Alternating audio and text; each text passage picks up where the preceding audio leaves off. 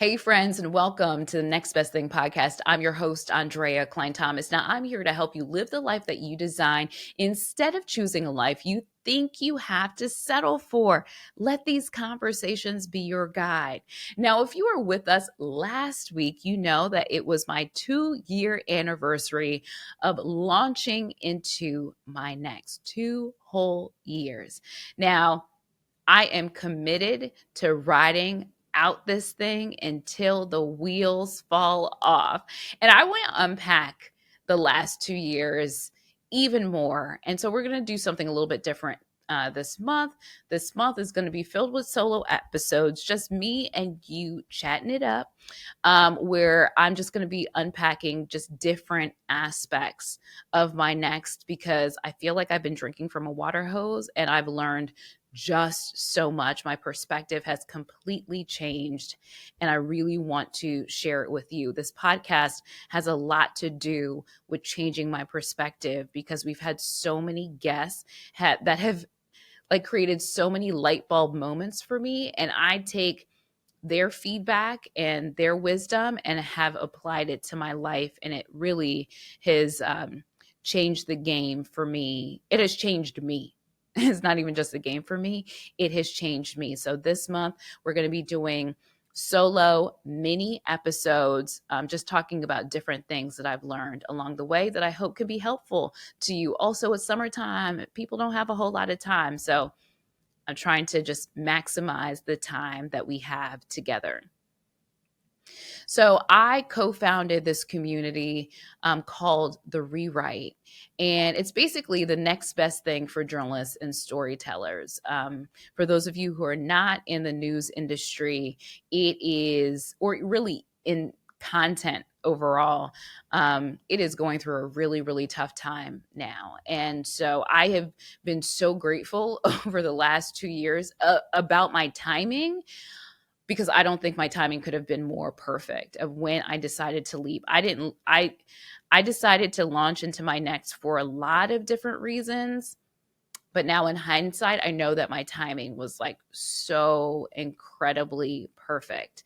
And so what I'm trying to do with this community that I co-founded is really provide tools and resources to journalists and storytellers about how to flip the script on their career, about how to give themselves a whole lot more options. And so we launched a summer series called the Summer Renaissance. Shout out to Don Champion, who I met through this podcast, actually, who is my co-founder in this, my partner in this.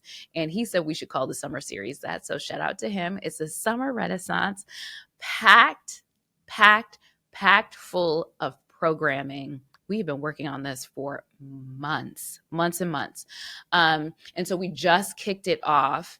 The programming includes webinars, but it also includes this new course that we have created. Hardest thing I've ever done in my life, but I'm so proud of it. And I just hope, I just can't wait for people to experience it and to see what happens on the other side, because I'm so incredibly proud of it and its comprehensive nature. But go to the rewritecourse.com. We'll put a link in the show description, but the rewritecourse.com, and you can find out more about it.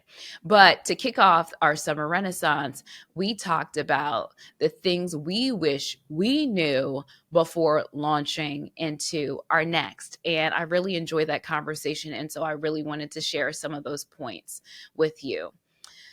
So first off, the things that I wish I knew before launching into my next was the hierarchy in the newsroom meant nothing anywhere else.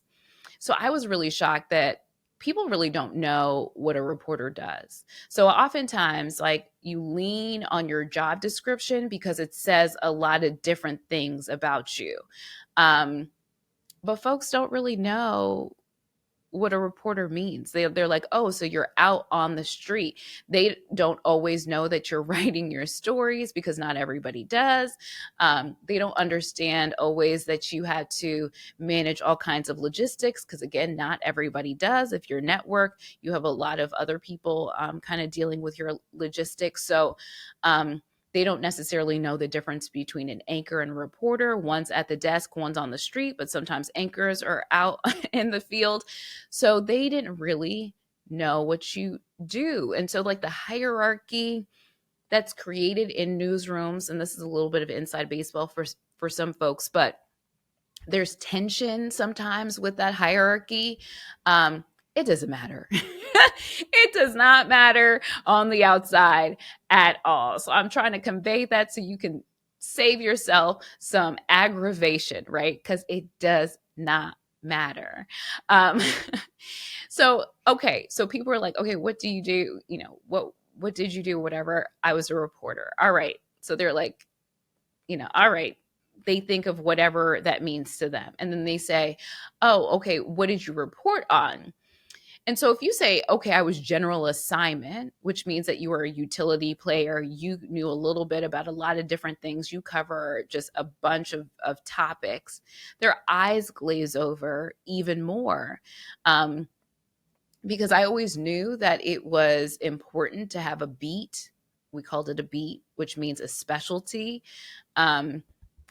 But the newsroom can value general assignment because they can plug you into all these different places. But on the outside, not having a specialty means that you don't have an expertise. And when it comes to careers, especially when you're not just out of college, you really need to speak about yourself from the space of having an expertise. So then if you're a general assignment, then it's kind of like more ambiguity, right? And so I wish that I had, and I did have a niche kind of in the last few years and throughout my career. I was an education reporter for a while. And then during the pandemic, I did a lot of criminal justice, jail reform, a lot of those stories. But I wish that I had leaned into a more specific niche. So on the outside, I would be considered an expert in something very, very specific. And so, when you are in news, you create a story and you frame a story from the perspective of what can resonate with the audience, but you don't necessarily know or consider how the audience will respond to said story. You create your story and you just kind of put it into the ether, and whatever happens, happens. That's not how it works on the other side, right? So the outcome matters a lot. And so that taught me that I have to start talking about myself from not just what I do, but the value that I add very specifically. And whenever I can, to add numbers, to add data to bolster that personal narrative about myself. I wish I had been more in the numbers. The few numbers that were shared publicly with us. So for instance, I did this series, the special rather, and they emailed out what the ratings were for the special. So the raw numbers were nothing remarkable, but the increases basically based on the baseline of what our streaming audience was normally and how that increased when my special aired. I use those numbers. Those numbers are in my sizzle reel for my business that I send out to potential clients. So that is important. I wish I had leaned into the numbers more while I was in news before making this transition. That was a lot for number one. The other ones are faster. Two, leaving my job didn't address all of the problems, right? So leaving the job helped a lot, okay? It helped a lot, but what it really helped me do was give me space to then process. So I couldn't, before in the job, I felt like I was playing offense and defense all at the same time, right? And so removing myself from that chaos, giving myself space did not cure everything. It just gave me space to now unpack, to now unlearn, to now unwind, to now address my stuff. But just the act of leaving alone does not cure everything. Adi V. Vargas, when she came on, she recited this quote that I've since heard more and more. And it was a quote that says, wherever you go, there you are. So you don't want to just take your wounded self and bring it into a new situation, because wherever you go, there you are. So at some point, you've got to create the space to really deal with your stuff. And just a new job is not a ticket to a new life if you don't show up to the new opportunity differently. 3, journalism still informs every single thing that I do. Every single thing that I do every single day. Now, I thought this was like the hardest piece of making the leap, was like, man, am I about to leave this whole thing behind? This whole thing that I decided that I wanted to do since I was 17 years old and had tunnel vision. And now at that time I was 40. From 17 to 40, I've been like on this train. I'm just going to just jump off. Like, is that what we're really going to do? And then I finally made peace with the fact that, okay, we're just jumping off and we're just going to let that train pass you by. But that actually has not been the case at all. I use my journalism skills every single day on a regular basis. This podcast is an act of journalism. The clients that I have right now are for projects that are rooted in journalism. One is for a journalism organization in the event space. So I'm producing conversations for a journalism organization's live conference. And the other one is creating programming, creating a new series that's based on politics, which is rooted in journalism, right? So I didn't actually break up with the career. I wish I knew that it wasn't an either or scenario that I was dealing with at all. It was and it looks different scenario. And that would have saved me so much grief. I'm talking about the heartache of it. I was like, am I breaking up? Am I breaking up with this this career that I love? I love it in its purest fundamental form. I didn't love it in how it was acted out in the industry right now. But how I do journalism now is deeply rooted in what I love. And so I'm having a lot more fun with it. In terms of the skills that journalism taught me, I think it would have been 100 times harder to be an entrepreneur if I wasn't a journalist first, because now I have a number of friends in the small business, who have small businesses as well. And some of the things that they grapple with, journalism taught me. So I don't actually share some of the same pain points, like posting myself online and on social media, speaking to a camera. No big deal for me. I don't really care. I don't have a barrier there. Meeting strangers, making genuine connections. Like, I'm an introvert, so strangers like exhaust me, but I can do it. Like, I can go out there and turn it on. That doesn't bother me at all. Facing rejection is a big one. Getting ghosted. MOS, anybody? Man on the street interviews, anybody? Asking strangers like really silly questions, like, hello. I have a whole list of 5011 news directors who I emailed over and over and over again, trying to get a job, who never replied. Like, reject me? Okay. Like, just stand in line, right? Stand in line. It doesn't really bother me at all. Meeting deadlines. Y'all, do you know that out here in the world, there are people who call themselves professionals who don't meet deadlines, and then they don't even communicate that they will not meet a deadline? When I tell you, that sends me straight to the moon. I didn't even realize, news is a deadline environment, point blank, period. The 6 o'clock news comes on at 5:59:28, like, every day. And all you were doing in your day was like back timing your day so you could meet said deadline. And if something happened or whatever, you couldn't just say, I'm not going to do it. You had to come up with another way to get it done. Maybe they had to push you later in the newscast or whatever. You had to provide options but just like not doing it, like, wasn't a thing. Y'all, folks are out here calling themselves professionals, just not doing it. Just not doing it. And then you got to circle back. Like, oh, I can't take it. I can't take it. But that's happening. So when you meet a deadline, you are setting yourself apart. Um, but the biggest thing is consistency. So every day you have a story. If you have a stomach ache, you have a story. If you have a headache, you have a story. Um, if you run into traffic, you have a story. Like you account for you had to account for, as I said, you had to back time your day. You had to account for things going wrong in the day. But when it was time to perform, it was time to perform regardless. The storm surges come, there's flooding, like you're on live.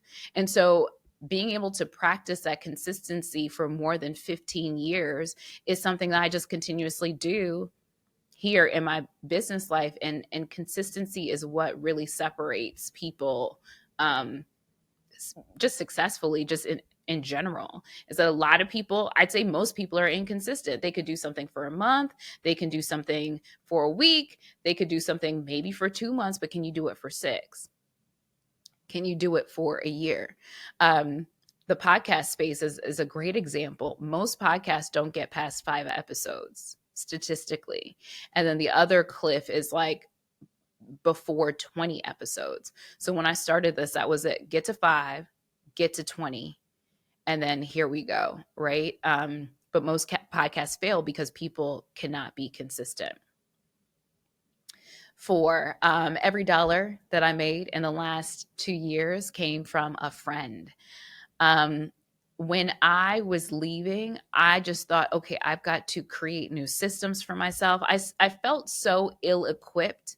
That was wrong, but I felt so ill-equipped for whatever I was about to face in my life that I didn't really value what I had, or knew that what I already had value.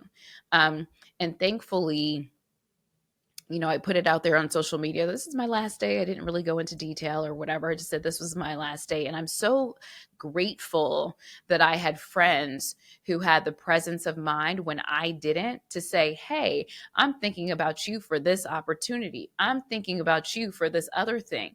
And that's how the doors opened up to me. It's because first, my friends had their presence of mind to consider me for things that I just didn't even know. Like, also, I was so tired. And so they just really stood in the gap. And I'm just really grateful for that. But along the way, I created this system for like cold emailing. And I think it was like I told myself I had to send 10 emails a week, and then follow up to people, emailing. So people I did not know. And later last year, I got a business coach, shout out to Ariel Dean, who's a childhood friend of mine. And she was like, one of the homework assignments was write down how you got connected to all of the opportunities that you've had, since you left. And I literally wrote it down, and I was like, next to each one was a friend's name. Even if it wasn't the friend giving me the opportunity, they introduced me to somebody else who then it turned into a thing.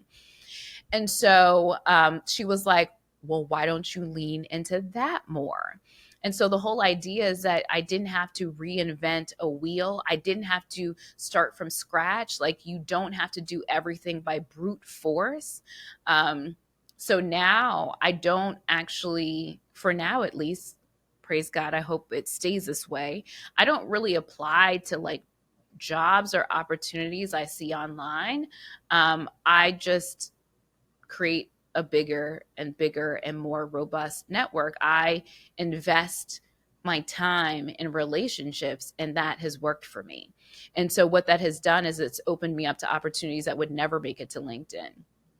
It's opened me up to opportunities that I wasn't even privy to. They're like, hey, I would like you to come do this thing. Do you have the time to do it? And so I've just really, really, really appreciated that. And the last thing is, I wish I put myself online more while I was in my previous role.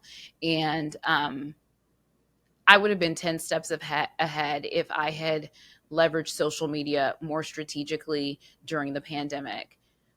I kick myself when I think about it. Again, I was so distracted. I was so caught up in some other stuff. Like, I should have done it. I should have done it, but I'm trying to make up for lost time now. And I am just putting myself out there more and more. And everything that I do on social media it has a business focus, because I'm like, what is the point?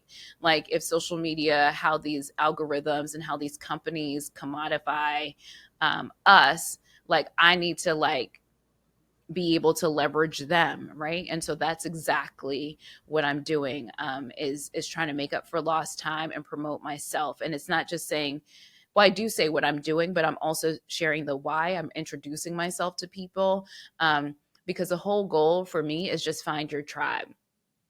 I'm not trying to meet everybody. I'm just trying to find my tribe.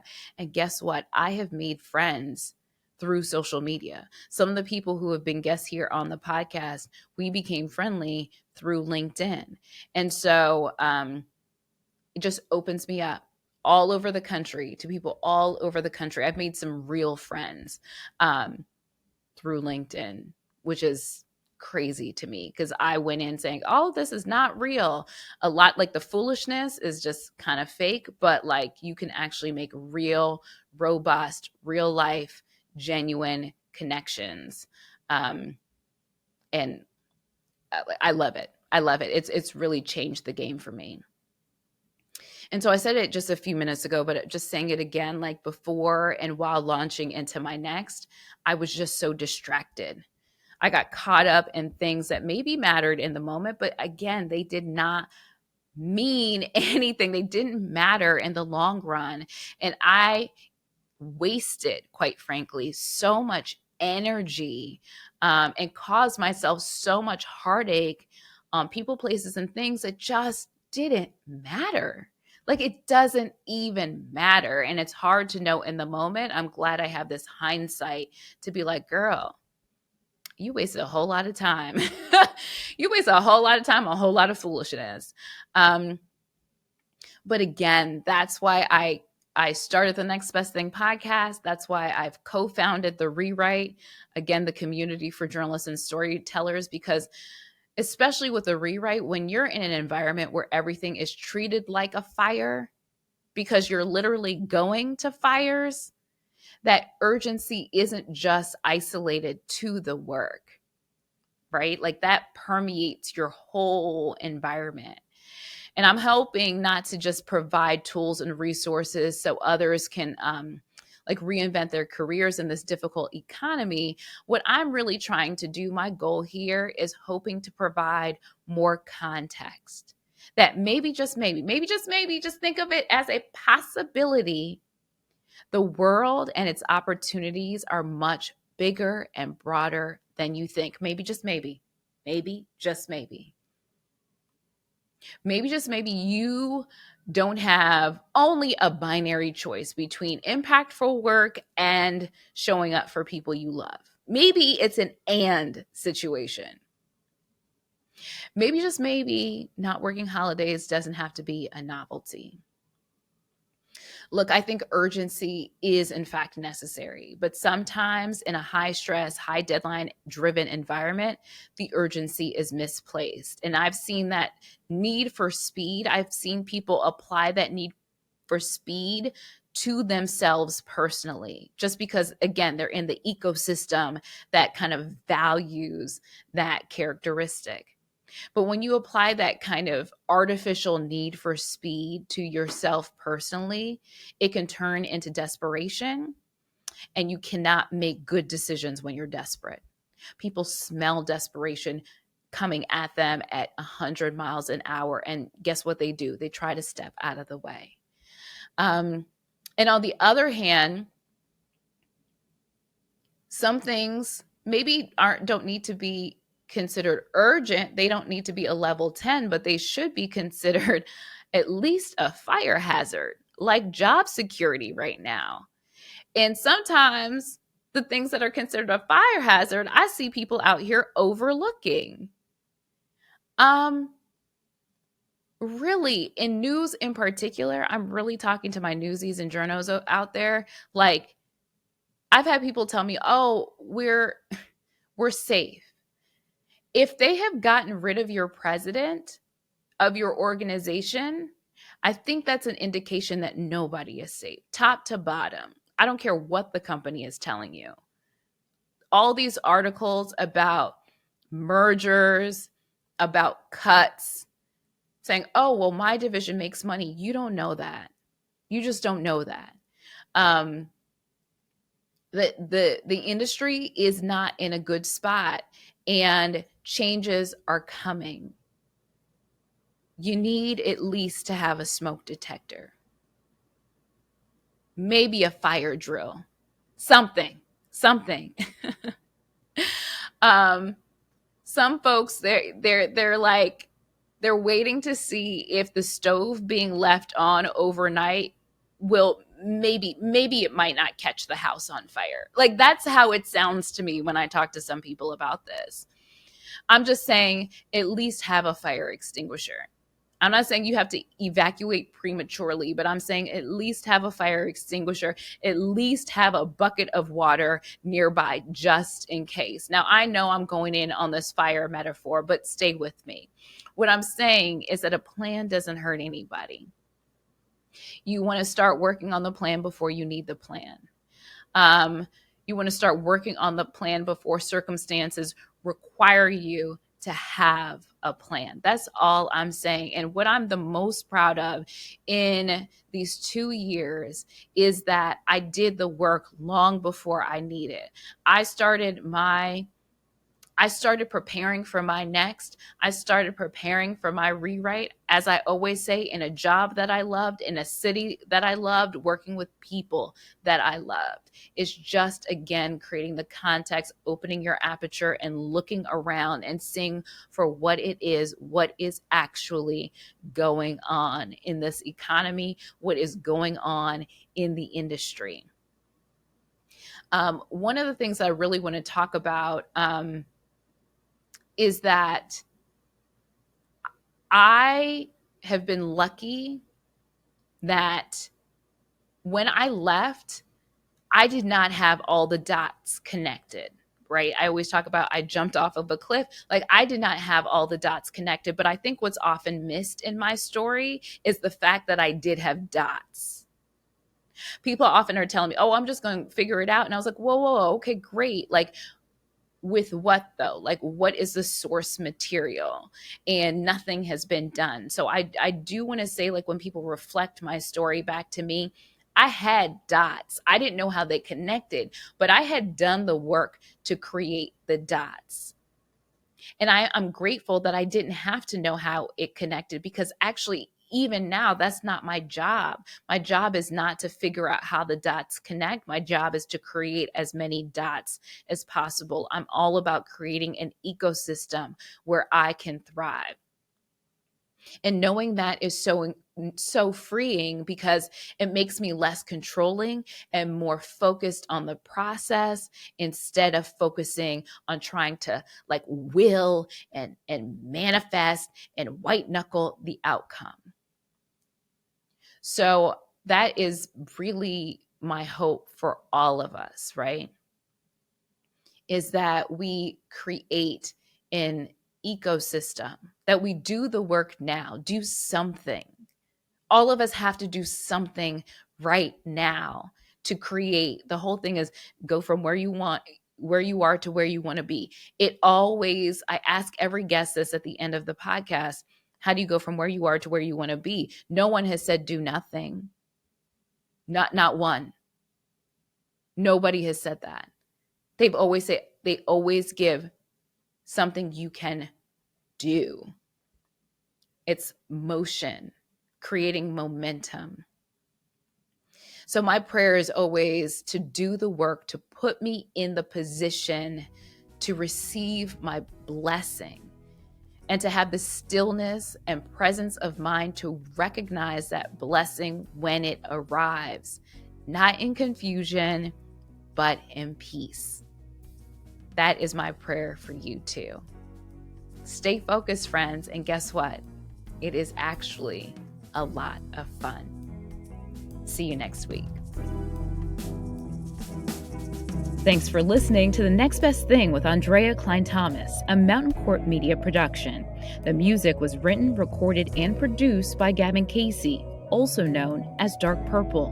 Now, if you like what you heard, please subscribe, give us a 5-star rating, and write a comment on your favorite podcast platform. And don't forget to share it with friends. Now, I hope this episode helps you on your journey. See you next time.